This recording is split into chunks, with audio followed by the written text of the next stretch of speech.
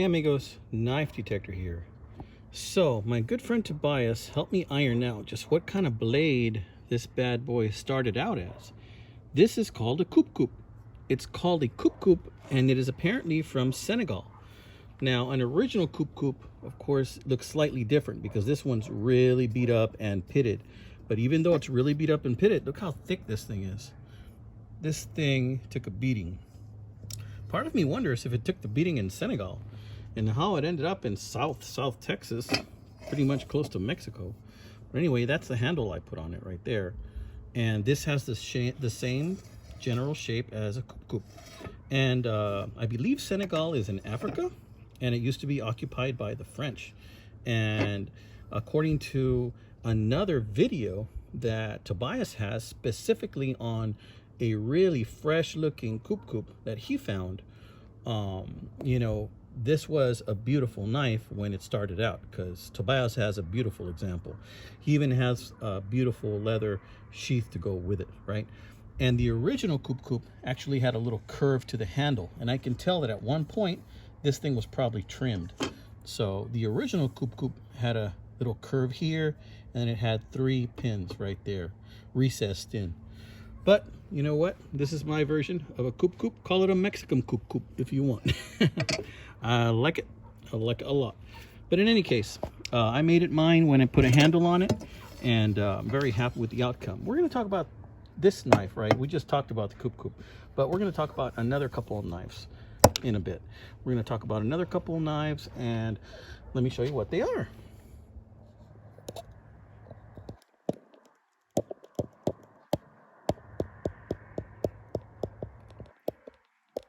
Check them out, guys. Okay, so let's take a look at these knives so I can show you what we're working with. This is a Rough Rider. It's a Rough Rider Sunfish that I was pocket carrying today. Now, I got this knife, and it didn't look as together as it is right now, in a knife lot. And when I got it in the knife lot, I saw in the knife lot that the scale, or the cover, was not connected to the knife. And I thought, well, you know, if it's there, at least the one on the left side is there. I'll put the one on the right side with some adhesive, no problem. So I decided to purchase the lot. Lo and behold, when the lot came in, the handle on the other side was also missing. Well, not missing, it had come apart. So it didn't have any of the scales. However, they were included in the package. So guess what I did? I glued them back together. And that was about 6 months ago. And I haven't had any issues with this really pretty Rough Rider tested sharp. And it is extremely sharp, guys. This is a very sharp knife. This is a Rough Rider. See if I can zoom in on that number. It's like early evening here in South Texas, Elsa, Texas. No, I can't really see the number there. It says 440 razor sharp. Let's see. Yeah, this is an older one. It doesn't have a number on it, I don't see. Rough Rider. Yeah, this is when Rough Rider was still being spelled with an I. And if you have keen hearing, you can hear all the birds around me, fluttering around me. Wow, there's a lot of little birds fluttering around my orange tree. Let's see if I can zoom in over there.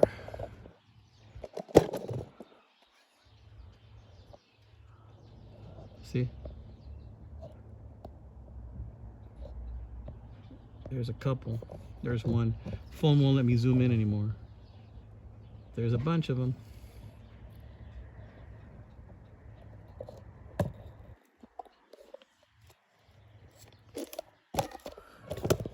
Okay, please excuse the poor camera manship here, okay?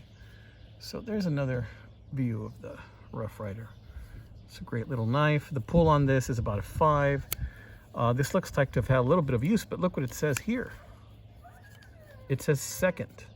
So when it says second, usually means that it was a factory second. That means that it did not meet Rough Rider quality, and it was probably sold off at a discount. I don't know where. I don't know if there's a Rough Rider discount store, maybe at Smoky Mountain Knife Works in Tennessee, Sevierville, Tennessee. Maybe this was sold as a second at a much more discounted price.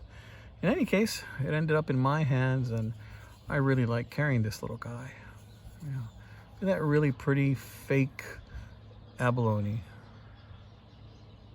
Nice.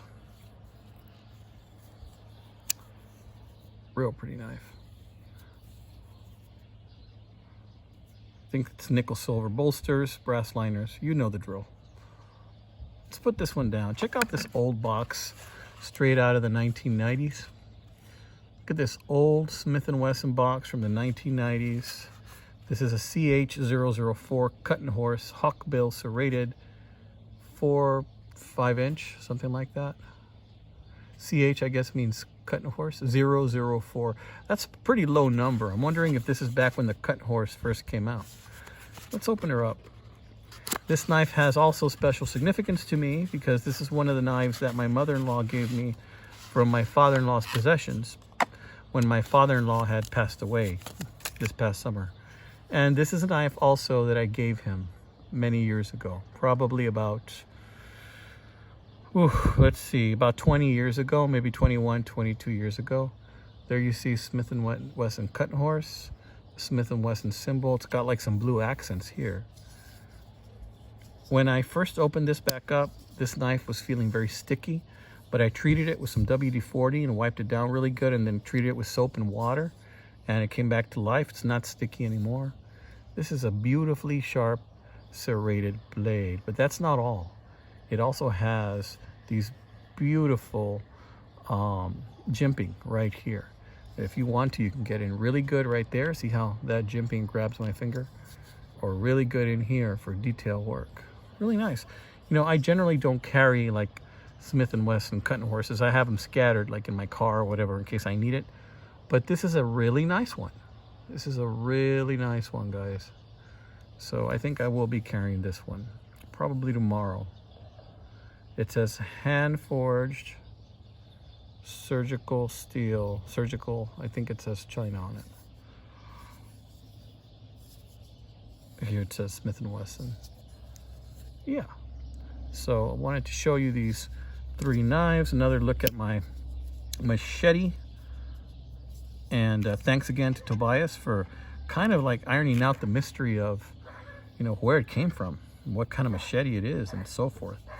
You know, it's amazing that he even found the one he did in his video. He said that he actually found it in a pawn shop, you know. And what I'm going to do is I'm going to add a link to his video at the bottom of my description so that you can check out his video if you like as well. All right, amigos, so this has been another one by Knife Detector. I hope you are going to have a fantastic weekend. You know what I'm going to do tomorrow?